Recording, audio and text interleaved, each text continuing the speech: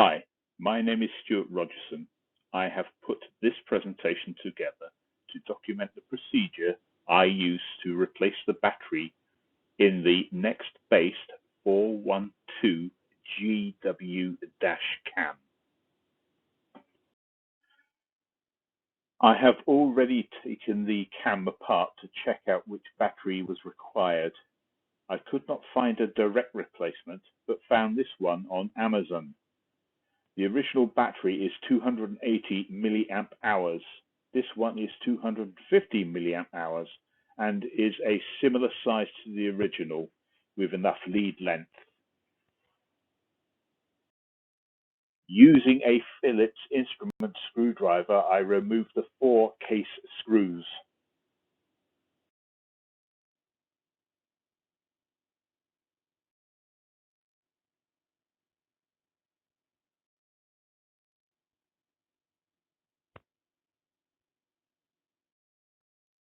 This is the part that I hate about modern equipment, prizing apart the case. I found that using a small instrument screwdriver blade attachment, I could just about get it in the position where I show on this photograph and tease it open. And once you get a little part of it open, then you draw the screwdriver right around the case and unclip it from its tags. Once all the case clips are undone, position the camera lens face down and lift up the back panel.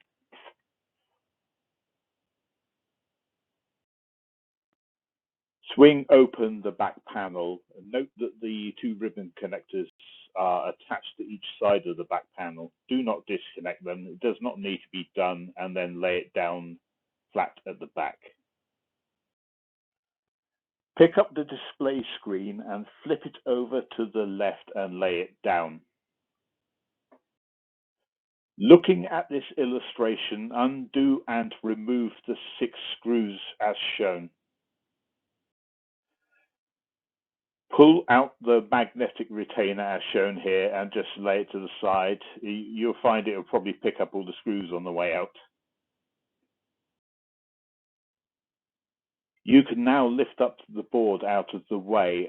You will find that you'll probably need to pull the board slightly away from the side so that the connectors can pull out of their holes. And when you've done that, as you can see, I've lifted the board here and you can see the battery underneath. We will now need to remove the battery from the case. It is stuck down with a double-sided pad tape. So just use a broad-sided screwdriver and it will lift up quite nicely. And when you've done that, clean all the residue you find on the case off so we can reapply successfully the new battery. As you can see here on the board, the battery leads are on the edge, so easy to get at with a soldering iron, and they are well marked. If you choose not to solder, I'm sure there's a way you can make an inline splice to the new leads on the new battery. Just for your information, I'm showing the old battery and the replacement battery. You can read the numbers off the old battery and see if you can get that. I was not successful in this manner. Trim the leads of the new battery to the same length as the old battery. I give a little warning here. Don't use a pair of cutters across both of the leads at the same time, because there is a possibility you could short the 2 leads together, and lithium-ion or lithium batteries don't like that. As I have a soldering iron, as you can see here in the illustration, I soldered the leads of the new battery to the circuit card. Just take care not to short the leads together, as Li-ion batteries can actually provide a lot of current. I would have preferred to use sticky pads, but I just didn't have any around at the time, so I used shoe glue, which I found is rather amazing glue for gluing virtually anything. It works. Seat the battery back into the case, and then just carefully make sure you route the battery leads so that when you try and screw the board down, the screw won't try and pinch and short the leads, or if not, break them. Yeah, I found it a little bit fiddly, but on the second try, it did work. Notice the gold connector as well. Make sure that's homed into its little housing before you put the retainer back. You could now rebuild the rest of the unit back together by reversing this process. Just take care that you don't pinch any cables or ribbon connectors, basically.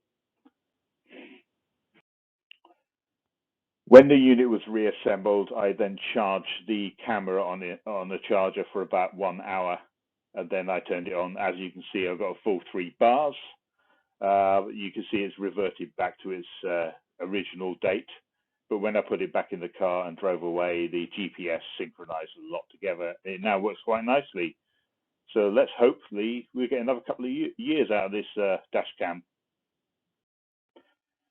Thank you for watching this video. Are there any questions? If there are, please post them in the comments section on YouTube. And also, if you've got any better ideas, please put them down there as well, please.